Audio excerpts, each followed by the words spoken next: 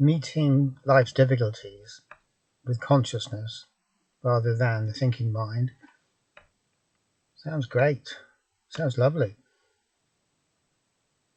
But at the same time, of course, we shouldn't be fooled into thinking it's quite as easy as all that. This is exactly what we're trying to do in the West at the moment with mindfulness and compassion therapy and acceptance therapy. We've sussed on to the fact that it's better to meet psychological difficulties with consciousness rather than the thinking mind. And the only problem is that it's the thinking mind that's still in charge of it. So the thinking mind says, okay, do this. Okay, it's as if we can actually purposefully do this thing, which is meeting difficulties with consciousness. And of course we can't purposefully do it because anything on purpose is the mind. And if we're talking in terms of things being on purpose or things being choices, then that means one thing, and it means one thing only. It means that the thinking mind is sitting there in the driver's seat. And the whole point is to get the thinking mind out of the driver's seat, to evict him from his position of always wanting to be in charge of everything, including therapy, or what we call therapy. So I'm not saying this just to be a spoil sport or to kill the party, but just to indicate that of course we have to be aware of making everything so glib and just thinking we've got another tool to put in our toolboxes. That really it's nothing like that at all. What we're talking about in terms of evicting the thinking mind from the driving seat is as Krishnamurti says, a total revolution. There never was a more total revolution than this. And it's understandable that thought would wish to somehow subvert this revolution. And it doesn't subvert the revolution by trashing the idea of using consciousness or compassion or acceptance.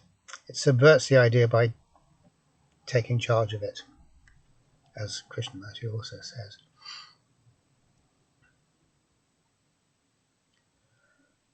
So just bearing that in mind, so we don't jump so quickly into thinking we know what the answer is, because we don't.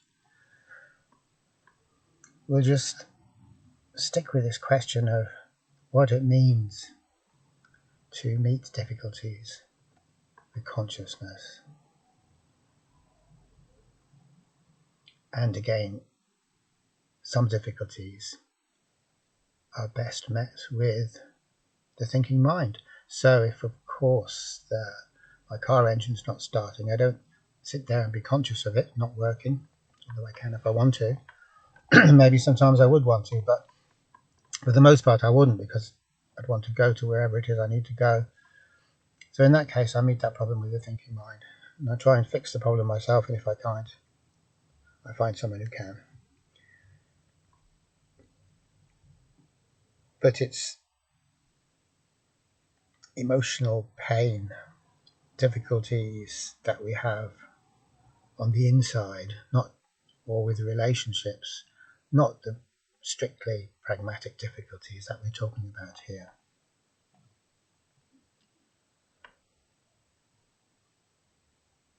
And so as soon as we say this, as soon as we talk about meeting difficulties with consciousness,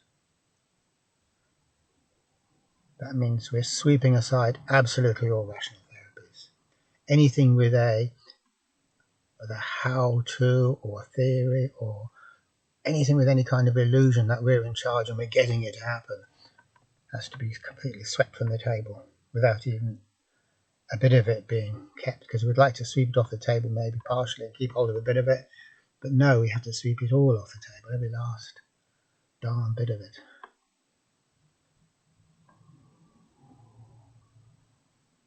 So Jung said the same thing with talking about neurosis when he said that neurosis is never solved in terms of solving a problem, but it's solved by outgrowing it, by becoming bigger than the problem. When we try to solve the problem, we become the same size as the problem. And so even if we temporarily fix the problem, we're still the same size as the problem. Whereas outgrowing means that we're bigger than the problem, and the problem doesn't matter as much. It doesn't torment us and niggle us and irritate us and push us to the edge of what we feel we can endure as much. It becomes a storm in a teacup. As Jung says, it's as if we've climbed up a mountain. We can see the storm, but we've climbed up above it.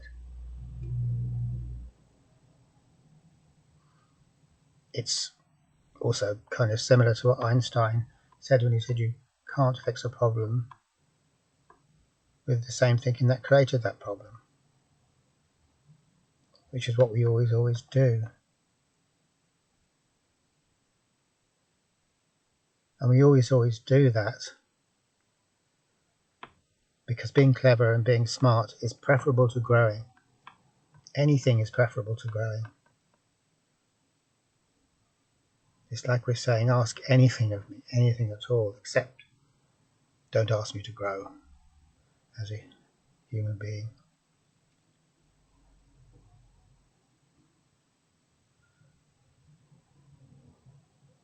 So growth is the answer. It's not the answer to the problem, because the problem isn't being answered, but it's the answer in a way. We could say that it's the answer. And yet it's not a good answer for us, because we don't really want to grow. We absolutely don't want to grow. Because growth is the most painful of things. We've got comfortable where we are. We've got a niche. We're comfortable in it. We know what to do. Even if we know what to do and what we do doesn't work, it's still what we do. And who knows, maybe we can kid ourselves that it's kind of working, and that's good enough for us. But to be pushed out of this little bubble of ours, it's like it's as if everything we've ever learned and got the hang of, we have to let go and start all over again. It's kind of like going back to the drawing board. It's kind of like being lost on a car journey, and you keep on telling yourself, oh, I know where I am, or I know how to get back. Because it's easier to fool yourself that you know what you're doing than to come to terms with, actually, I haven't got the faintest clue where I am. No clue at all. Absolutely no idea. And the only cure is to go right back to the starting off point, because everything I thought I knew I didn't. So that's very painful, because we have to disinvest. We've invested a lot in feeling that we do know, or we do know something. But even more than that, if we say that we have invested a lot in this idea that we've got the hang of things, we mastered a trick or two, it's more than that, because by allowing ourselves to think that we know what reality is all about and that we know how to manage it to a certain extent, what we've actually done is to create a self. Because it's a self that knows, and the self is its knowing. It's a self that controls, and the self is its controlling. So the challenge in moving beyond what we know and moving beyond what we can control is that we move beyond the self. And everything about us and everything about our society is geared towards putting the self, whatever self we've got, we put it on a pedestal. And we make everything else be all about it. So what that means by centralizing this, the mind-created identity, we make that the one thing we never change, and everything else has to change. And that's turning everything on its head. Because that's not what growth is. That's just entrenchment. What growth is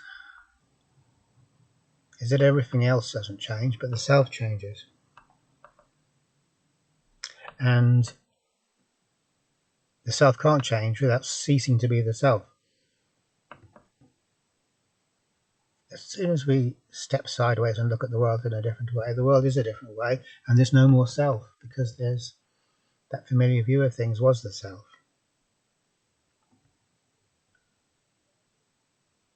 So our instinct is to use mindfulness and compassion and all the rest of it as a tool to help secure the self in its position, because maybe the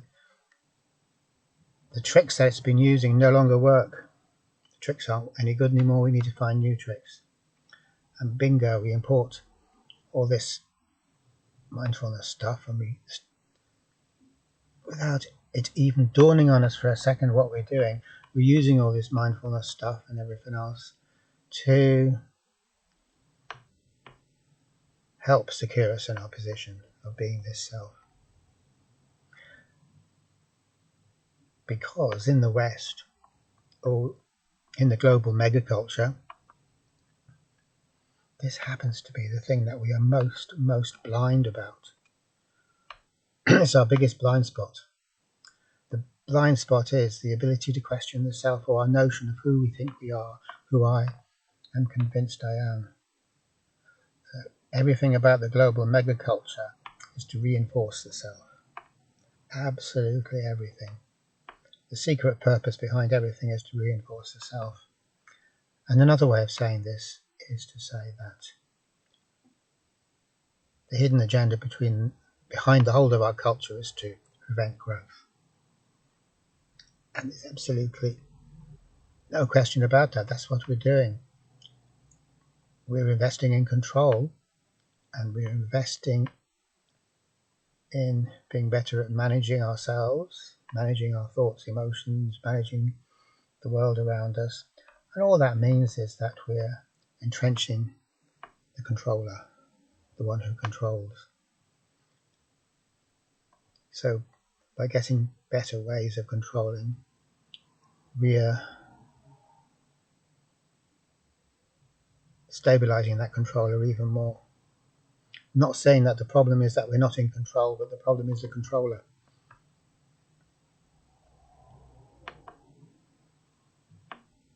So this is an odd idea to get across or to think about, because it's too big. The idea that our culture, our way of life, our way of thinking about things, what we teach in school and colleges and universities, and what we teach our kids,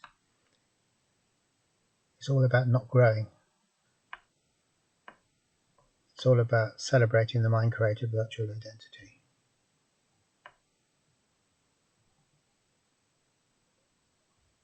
And if we could see this, which obviously is a great thing to see, it's the thing we need to see if we're to get anywhere, that would help us immensely, because people are such bluffers. The higher up we go in the hierarchies of power, the better people are at bluffing. It's like the way we dress. When you meet someone who dresses very smartly, or dresses in a suit and a tie and all the rest of it, we are assuming the responsibility. We're assuming this responsibility of saying that we really know what it's about and we should be listened to. So power is a way in which we can get our voice to be listened to. If we have power, then more and more people will listen to us. If we have no power, nobody's going to listen to us. we can open our mouths and say something and it's as if we've said nothing. And that isn't because what we're saying doesn't make any sense or isn't worth saying. It is, as I've said, just because we haven't got any power. And we haven't got any power because we haven't invested the time and effort in playing the game.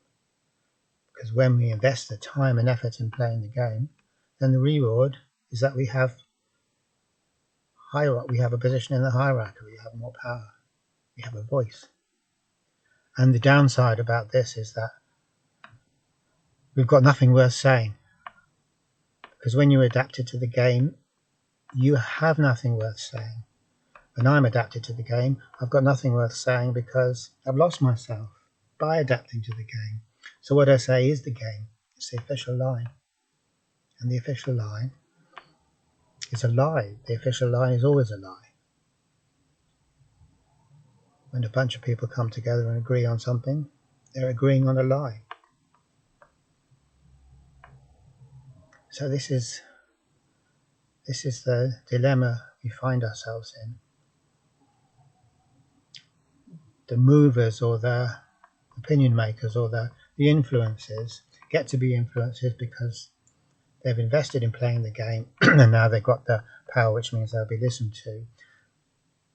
But the game is, and the game always is, about entrenching the self, becoming a powerful self, a self that can't be threatened, a self that can't be questioned. So if we ever do get to be at the top of whatever hierarchy, we've reached this position of we can't be questioned. And no one else questions me and I don't question me. And that's a recipe for utter and complete disaster. So the point of me saying this, what I'm trying to say is that when society or when the organization we're part of or the institution we're part of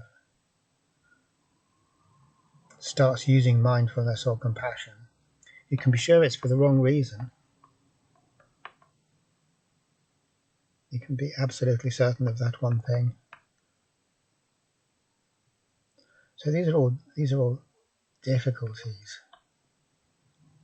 And although to be endlessly relating difficulties might seem like not a great way to go about it, our problem is that we're always falling for answers, thinking that they are the answers, because we haven't recognized the difficulty in what we're trying to do. And meeting our difficulties in life with consciousness is the most difficult thing. Just as growing is the most difficult thing.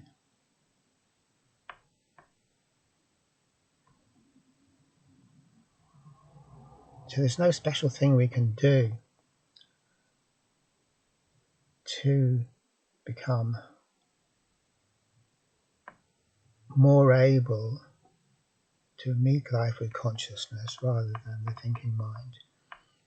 And there's no special thing that we can do to grow. Any special thing, it means that we've contrived it for our own purposes. And if we've contrived it for our own purposes, no matter how difficult or arduous it might be, this agenda is always there in the background. It's for our own purposes. And yet the whole point of the difficulty is to make all of that stuff redundant. We're not trying to benefit ourselves by growing, because the one who's being benefited is the one who refuses to grow. And it's actually impossible for the self to do anything to weaken its position, even when it humbles itself and makes itself behave in a morally correct way. It's only ever strengthening its position, just as if it was to become a brash and offensive bully.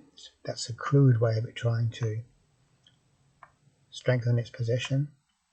But we get smarter than to do that. We learn that that's a dumb thing to do, so we become more more sophisticated, and we get on in the world, and we know how to appear to be nice, and we have the masks and the way we behave, and we talk about the right type of stuff, and all of this is the self-strengthening exposition. So the one thing that is not the self-strengthening exposition is for us to surrender ourselves to life as it happens,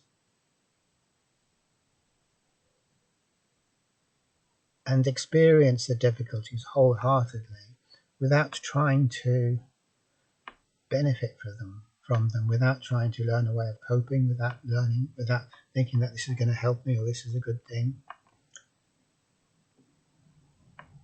And this comes back to the idea that I mentioned before, which is the idea of the long road.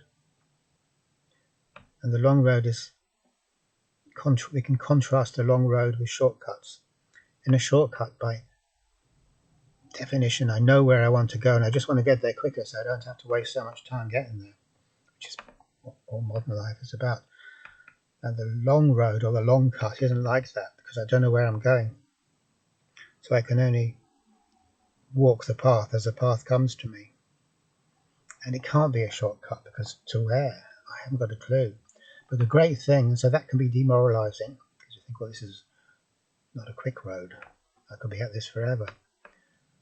But the good thing about it is that the via longissima, the long road, is provided for us every moment of the day, every hour of the day. It's being provided. And all we have to do is walk it. And what is so great about this is that if we do walk it, then inevitably, if we live our life as it actually is, if we live our life as it happens, then inevitably, absolutely inevitably, we grow as a result. Okay, thanks for watching.